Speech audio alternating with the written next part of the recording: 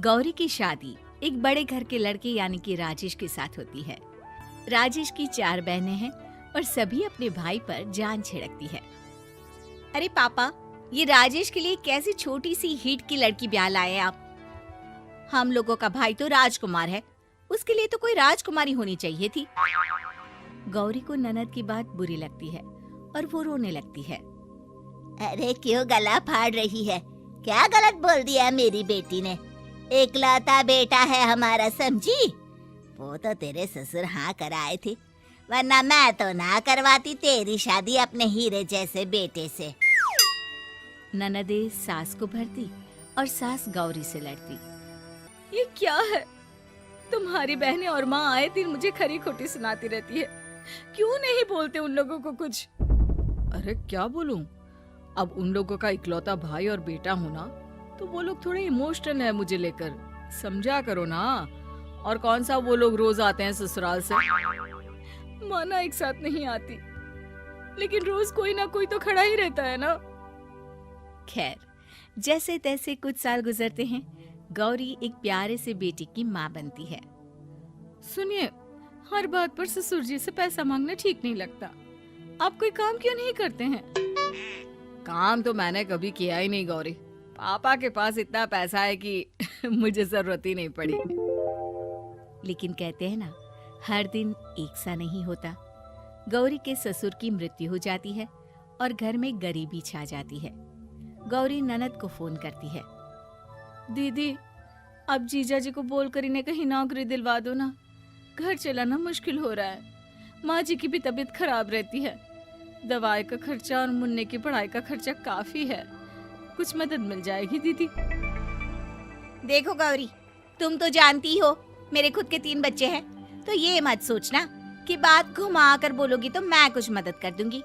अब पति तुम्हारा है, सास तुम्हारी है, तो करना तो तुमको ही है ना। हम भी तो निभा रहे हैं। खैर, बोल दूंगी इनको। गौरी समझ जाती है। वो दूसरी ननद को फोन करती है, लेकिन वहाँ से भी उसे कुछ ऐसा ही जवाब मिलता है। अरे भाभी, हमारा भाई कैसे काम करेगा? वो तो राजकुमार है। बस आप जरा माँ का ख्याल रखो, उन्हें कोई तकलीफ मत होने देना। बाकी करते हैं बात आराम से। गौरी के सामने संकट आ जाता है कि वो कैसे अपना परिवार चलाए। ना पति काम करना चाहता है और ना ननदे मदद। फिर एक रोज गौरी की सहेली कहती है, गौरी, मैं ना एक फैक्ट्री में काम करती हूँ, तुम्हारी परेशानी समझ सकती हूँ। क्यों नहीं तुम भी मेरे साथ वहाँ काम करती? अरे लेकिन मुन्ना तो छोटा है ना। तो क्या हुआ?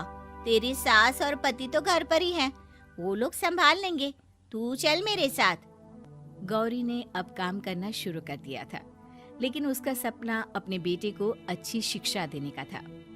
गौरी अपने भाई से कहती है, भाई, आपके बच्चे जिस स्कूल में पढ़ते हैं उस पर मेरे गौरव का भी एडमिशन हो सकता है क्या? अरे कैसे बात कर रही है गौरी? जितना तू कमाती है उतने में तो तेरा घर भी नहीं चलता। तू कहाँ इतने महंगे स्कूल का सपना देख रही है? लेकिन गौरी भी ठान लेती है कि वो किसी न किसी तरह अपने बच्चे को अच्छे स्कूल में पढ़ाएगी। माँ जी, ये मेरे गहने हैं, मैं बेच रही हूँ। गौरव का कल एडमिशन है। अरे वो तो ठीक है गौरी, लेकिन आगे की फीस कैसे मैनेज करेगी? और ज्यादा मेहनत कर लूंगी माँ। गौरव कुछ बन गया तो हम लोगों के सारे दुख दर्द दूर कर देगा।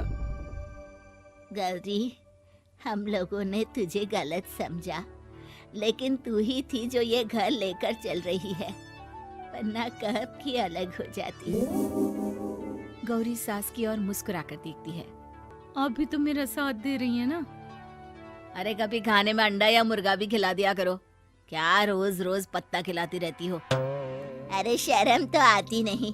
सारा दिन बहू काम करके पैसे लाती है, खुद तो कुछ करता नहीं, ऊपर से मुर्गा खाना है इसको। गौरी अपना घर चलाने के लिए तो पर्याप्त पैसे कमा लेती है, लेकिन बेटे के महंगे स्कूल, कोचिंग और उसकी डिमांड पूरी करने के लिए उसे लोगों से पैसे उधार लेने पड़ते। माँ, मुझे जूडो कराटे की ड्रेस चाहिए। मैं घर के कपड़ों में क्लास नहीं अटेंड करूँगा। और क्या, बिल्कुल, घर की भी कोई ड्रेस होती है क्या? मैं कल ही ला दूंगी। हाँ बच्चा, तू बस मन लगाकर पढ़ाई किया कर। उसके जाने के बाद कहाँ से लाएगी पैसे ड्रेस के? माँ वो पास वाली चाची से कुछ पैसे उधार लूंगी। अरे सभी से तो उधार ले चुकी है तू। कर्जा इतना चढ़ा लिया है कि पूरा जीवन भी कमाएगी तो उतार नहीं पाएगी। अरे माँ जी, गौरव कुछ बन जाए तो मुझे कमाने की क्या जरूरत, फिर तो मैं बस रानी बनकर राज करूंगी। एक दिन गौरव कहता है, माँ मेरी नौकरी लग गई है, वो भी अच्छे पैसों में। अब हम लोगों के बुरे और दुख के दिन जल्दी खत्म हो जाएंगे। गौरी की खुशी का ठिकाना नहीं होता। वो सास की फोटो के सामने हाथ जोड़ती है कि उसका पति उसे कहता है, देखा गौरी, तेरी तपस्या खत्म हुई। इतने सालों से जो तू फैक्ट्री में नौकरी कर रही है, अब तू आराम कर सकती है। अरे नहीं नहीं, अभी तो नौकरी लगी है, कुछ दिन कुछ पैसे कमा तो लेने दो। कुछ महीनों बाद गौरी की ननद गौरव के लिए रिश्ता लेकर आती है। अरे भाभी, वो मैं ना रिश्ता लेकर आई थी गौरव के लिए, सुना अच्छा कमा रहा है, क्यों? देखा मेरी बहन कितनी अच्छी है, कितना सोचती है हम लोगों के लिए।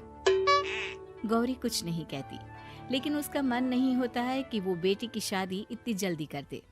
हाँ वो तो ठीक है, लेकिन अभी कुछ कर्जा है जिसे उतारना है। तो क्या हो गया, शादी के बाद भी उतार लेगा, कम से कम एक लड़की आ जाएगी तो आराम रहेगा। गौरी लोगों के प्रेशर में आकर बेटे की शादी कर देती है और शादी के बाद एक दिन जब अपनी फैक्ट्री में जाती है, मैनेजर साहब, कैसे इस फैक्ट्री में 22 साल काम कर लिया पता ही नहीं चला। अब तो बेटा सेटल हो चुका है, नौकरी की जरूरत नहीं है, लेकिन आप सभी का शुक्रिया। गौरी बहन, बहुत मेहनत की तुमने जीवन में, अब भगवान कोई मुश्किल ना दे। गौरी घर आती है, लेकिन दरवाजे के बाहर से ही उसे बहू और बेटे की आवाज सुनाई देती है। क्या है, तुम्हारी माँ ने तो सोचा भी नहीं कि जो कर्जा वो ले रही है खुद की अय्याशी के लिए, वो हम लोग क्यों भरे? उनका कर्जा है वो देखे। हाँ लेकिन क्या करूं, माँ को छोड़कर रह भी तो नहीं सकता ना। अरे रह नहीं सकते तो क्या करोगी, पूरी जिंदगी उनका कर्जा चुकाते रहोगे? कल को हमारी भी फैमिली बढ़ेगी, कैसे मैनेज करेंगे? मैं नहीं जानती, साफ साफ बोल दो पैसे नहीं है फालतू के। जिसका कर्जा है वही निपटाए। गौरी बेटे बहू की बात सुनकर स्तब्ध रह जाती है और अंदर न आकर वहाँ से सीधे फैक्ट्री जाती है। मैनेजर साहब, मैं सोच रही थी कि इतनी जल्दी नौकरी नहीं छोड़नी चाहिए, जब तक हिम्मत है तो कर लेते हैं। वो मेरा इस्तीफा ना वापस कर दीजिए। ये बोलकर गौरी की आंख लाल हो जाती है। मैनेजर समझ जाता है कि गौरी की उम्मीद टूट चुकी है। वो उसके हाथ में इस्तीफा रखकर कहता है, कर्जा माँ का है तो माँ ही चुकाएगी। माँ का कर्जा आज तक क्या कोई चुका पाया है?